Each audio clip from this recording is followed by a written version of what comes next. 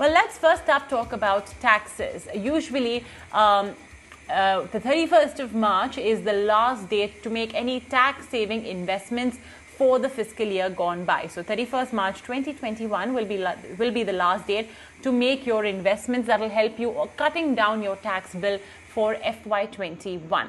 Remember, last year, of course, the FM had given an extension till the 31st of July, but it's not going to happen this year.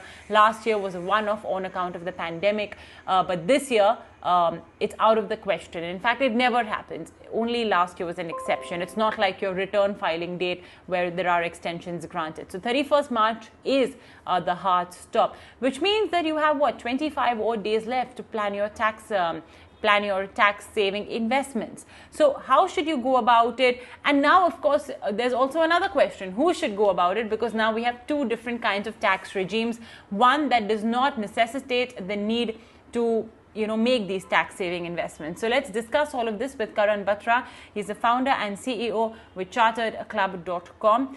Karan, many thanks for joining us today on the Money Show. So just start with Karan. We've discussed this topic very often in the past. How exactly, what are the instruments available, the sections available out there with which an individual earning more than 5 lakh rupees of income or 7 lakh rupees of income can save on taxes? Hi, Mubina. Good evening, and thanks for the invite. So, the deductions which are available are the usual ones. That is, under Section 80C, a person can invest up to 1.5 lakh rupees. And these mainly cover your PPF, ELSS. And apart from that, there's health insurance, which is covered under Section 80D. So, a non-senior citizen can claim deduction of 25,000 rupees and a senior citizen can claim deduction of 50,000 rupees. And apart from that, there's NPS, in which a person can claim additional 50,000 rupees of deduction. And apart from that, there's interest on home loan, for which a person can claim 2 lakh rupees of deduction every year.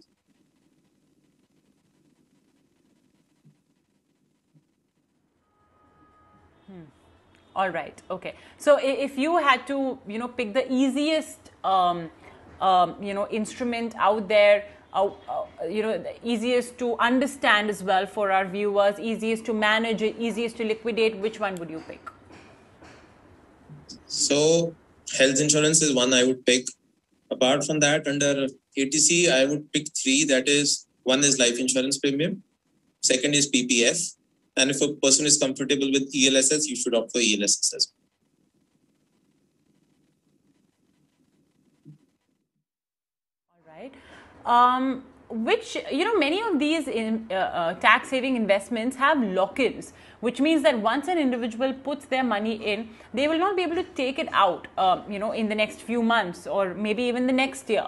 So which are these instruments, that our viewers as well should be aware of? And let's say if, they can't afford to have their money locked in for too long, then what would you recommend? See, all of these investments, all of them have a lock-in. So the least lock-in is in ELSS, which is 3 years. PPF has a higher thing. The home that you're purchasing, even you cannot sell it.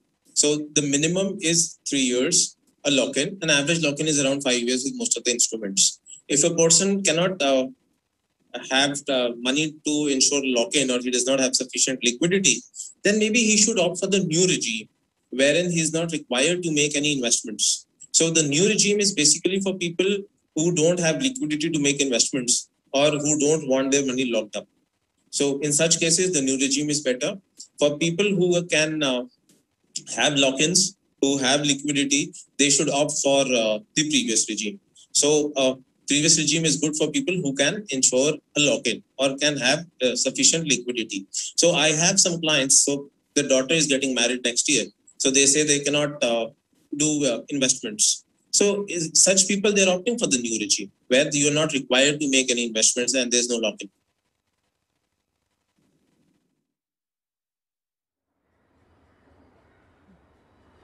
Okay, understood.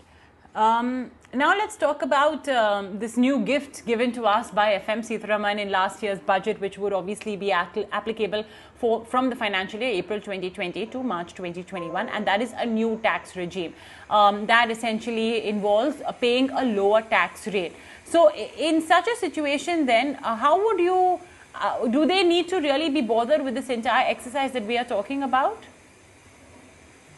No. So people opting for the newer tax regime, they don't have to make all these investments. However, there are certain things which people in the new tax regime can also claim. So interest on home loan is one thing, and your leave encashment is another thing. So most of the people, they don't have to worry about it. It's only those small deductions which would be available for people in the new regime as well.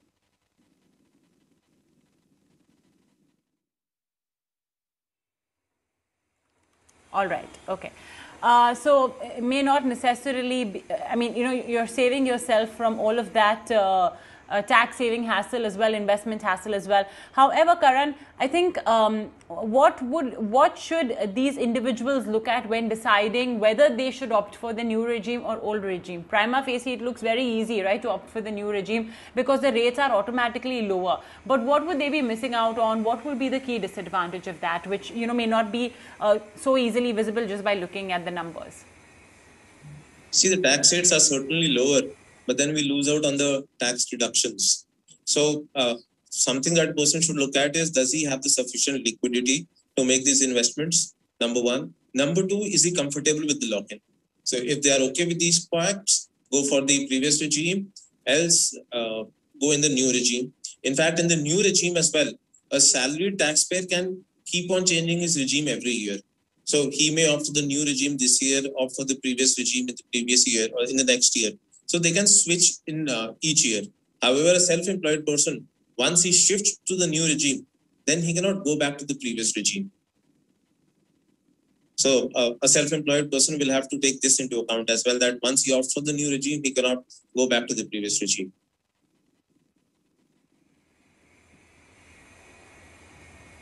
Okay, so business people, professionals, self-employed people, basically, once they opt for a particular regime, they cannot keep switching. But if you are salaried, then you have the option to choose between 2 financial years. So let's say in FY21, you decide that, okay, maybe I'll pay a lower rate of interest, perhaps because, you may be a little short on cash, and you don't really have the cash right now to put into any tax saving instrument, then yes, maybe you could go for the old tax regime, the new tax regime, which will then let you pay a lower tax rate. However, if you are, and then next year, of course, you can switch back to the old tax regime if you want to continue using PPFs and LIC and health insurance as a tax exemption or a tax deduction. All right. I want to talk about one particular head, and that's capital gains. Karan, in this last 1 year, the market has rallied significantly. And now, as we know, a long-term capital gain, which is when you invest and hold a listed security for a year or more than a year, it is considered as long-term, is taxable at 10%. Now, in this market rally, many may have, booked some profit as well, and now it's going to be taxed. So let's understand in both cases. Let's say if a person has not yet booked their profits, and B, but they do want to, and B, somebody who's already booked their profits. For somebody who has not yet booked it, they still have some flexibility on how they can go about trimming their tax bill to the bare minimum. What do you recommend they do? See, these long-term capital gains on shares and mutual funds, they are taxable at 10%. However, every year there is a exemption limit of 1 lakh rupees. So up to 1 lakh rupees, it is exempt. So if somebody has not booked it but is planning to book it, then maybe he can book it up to say 1 lakh rupees because that is tax exempt. If he wants to book higher amount, he can book higher amount as well. But up to 1 lakh rupees, everyone can book. And maybe if they want, they can reinvest later as well. Number one.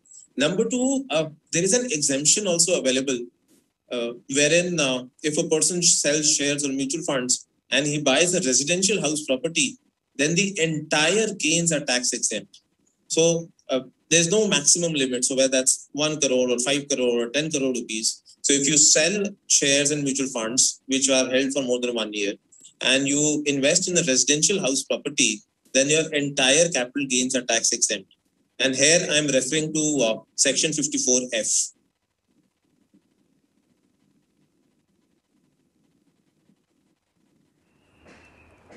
Okay, understood. So that's about capital gains and how you can go about, managing the tax bill that will come around. Karan, I'm going to ask you a bit more of a holistic question now, something to do with financial planning as well. Many times when people look at tax planning, they also look at it as a part of financial planning. They want a product that will give them a good return as well. So what's your view on this entire exercise? If you could just give us a more holistic approach. When an individual is picking a tax saving instrument, what are the key things he or she should look at? See, tax planning and financial planning should always go hand in hand. We should never buy something just for the purpose of tax saving, which does not fit in our financial goals.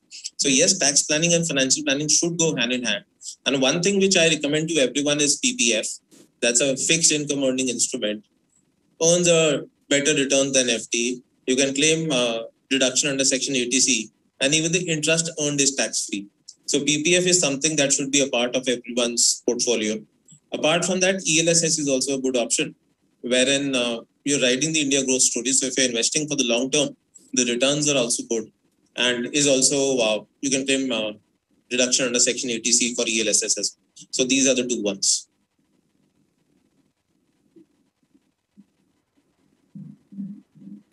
Okay, well, great. There you have it. Everything you need to know about planning your taxes for this fiscal year 2020 2021. Some options given: PPF, LIC, health insurance, of course, which Karan listed as, I think, the best way. And given the fact that we've just come out of a pandemic, or actually for most of us we're still in the midst of a pandemic, let's not forget that COVID cases are still very much there in India, and we have to adopt precautions. A health insurance, of course, is the first thing that we can do sitting at home to protect our family. And guess what, you also get that Section 80D benefit for you, for your family, for your senior citizen parents as well, who may be dependent on you. So that's definitely the best way to be able to get financial security, as well as, of course, a tax saving boost or an incentive as well.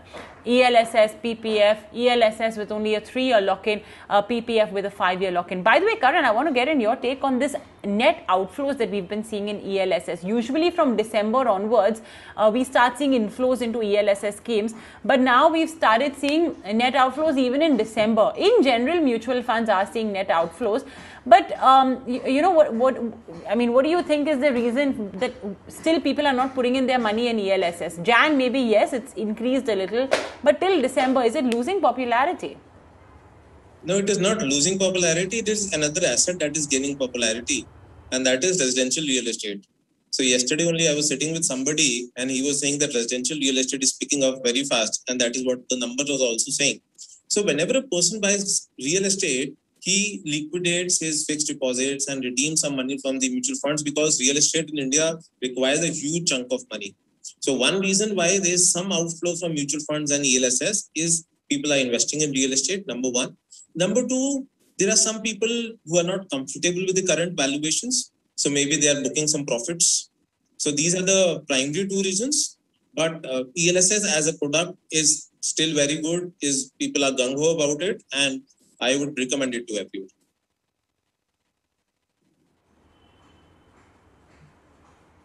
All right, excellent. So, that's just a quick take on ELSS as well. Well, I think let's time to take on board some questions and queries as well that we've received from our viewers. Remember, folks, if you'd like to connect with us, you'd like to ask any questions to Karan, you can write in. Our email address it'll appear on the top of your screens as well, themoneyShow@etnow.tv. So, do write in whatever questions that you may have, and Karan will get them answered. We'll be monitoring our email address as well. Okay, let's take on board our first question. Ayan Chattaraj writes in saying, between PPF and NPS, which option should I choose for retirement corpus building and tax saving? You just said, Karan, about how financial planning and tax planning should go hand in hand. You should not, pick a product for tax saving just because it looks attractive, or, it should fit into your financial portfolio. And I think that's what Ayan as well is trying to do. He's looking at it as tax saving and retirement corpus. So yeah, what would you recommend between the two? See, both of them have their pros and cons. And so PPF is basically an instrument which is to encourage savings, whereas NPS is primarily for retirement planning. So that's a core retirement planning product, number one. Number two, when we talk about retirement planning, so retirement planning is a long-term goal, say 15 years away, 20 years away, 25 years away. So for such long terms, NPS may deliver a better return because PPF, the returns are fixed. In NPS, these are market linked, and market linked returns over a long period of time usually give better returns because the benefit of compounding also kicks in. So NPS may be a better product in this case.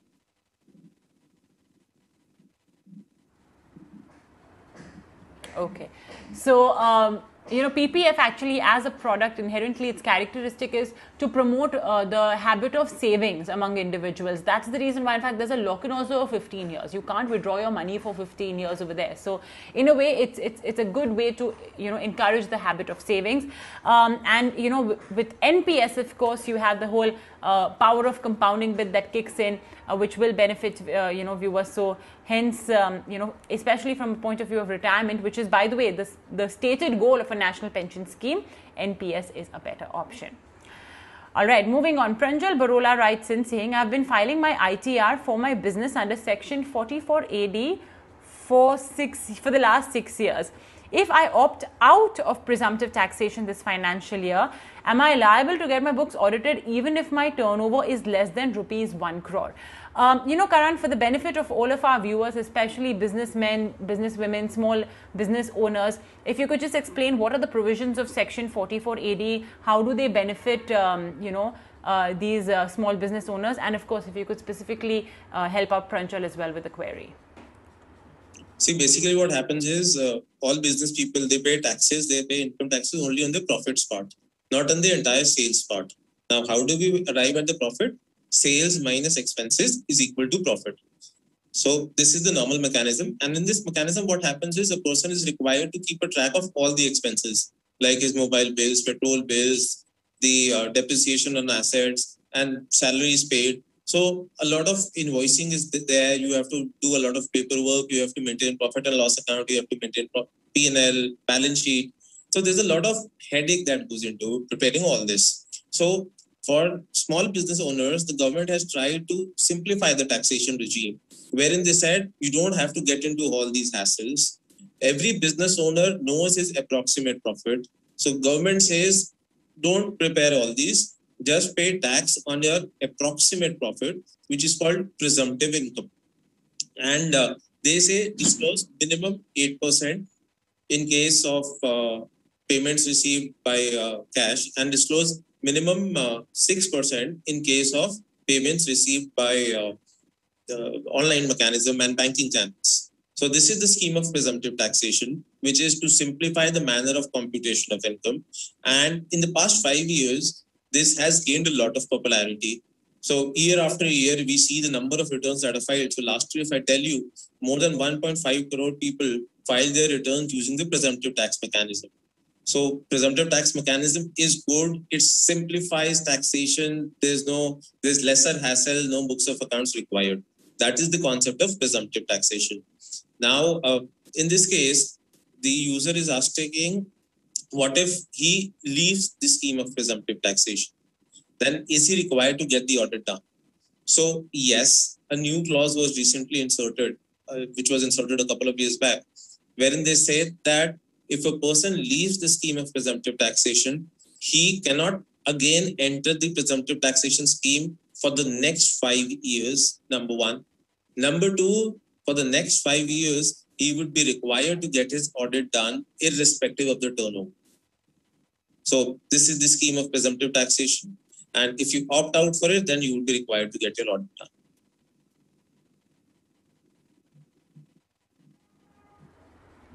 Okay, so regardless of whatever the turnover is, you will then have to get your books of accounts audited. That's something that you could look at it as a drawback of opting for the first time for the presumptive scheme. And of course, once you opt out of it, then there's no going back, at least for the next 5 years. So that's advice for Pranjal, or rather information coming in for Pranjal. Okay, one more question then. Santu Mondal writes, person in a lower tax bracket should not buy debt funds except PF, PPF, bank and post office schemes.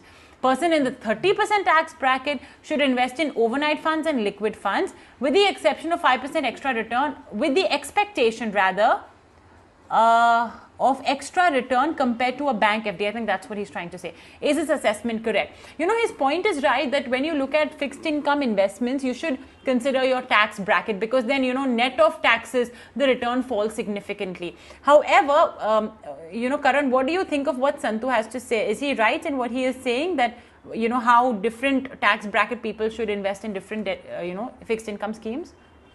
Yes, it is right. So tax planning, whenever we invest, tax planning should be considered. So maybe what he's trying to say is on the interest earned on FD, a person is paying 30% tax, whereas on debt funds, if a person holds more than 3 years, the rate of tax is 20%. So sometimes people go by this logic and opt for debt funds instead of FDs. However, I would like to apprise him and all the viewers that the returns on debt funds are also a function of the interest rates. So if the interest rate goes down, the debt funds value go up. And if the interest rates go up, debt funds value go down. So the question asked by the user is not so simple to be generalized. And it depends on a case-to-case basis. And they should consult their financial advisor or do all their calculations before opting for it. This is not only a taxation impact, but the prices of debt funds change with the change in interest rates.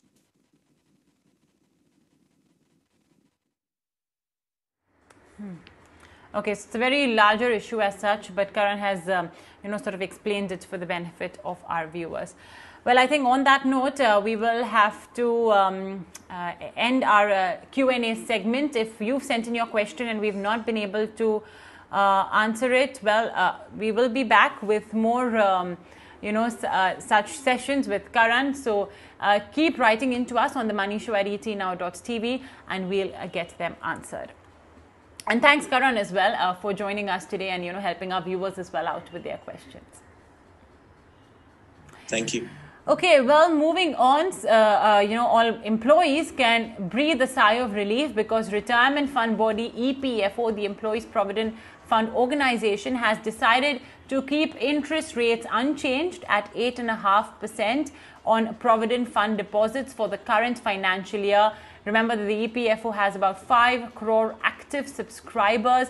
These are all usually employees with the private sector. Now, this interest rate is going to be notified in the government gazette, following which the EPFO would credit the rate of interest into the subscriber's account. So, it's the second year that the interest rate will be 8.5%. It's still much better than, what you get from your other small savings schemes and FDs like PPF and NSE, etc. 8.5% is definitely good given, the kind of interest rate environment in general we are in. Let's not forget that contribution to the Provident Fund by your employer and employee also is eligible for a tax deduction.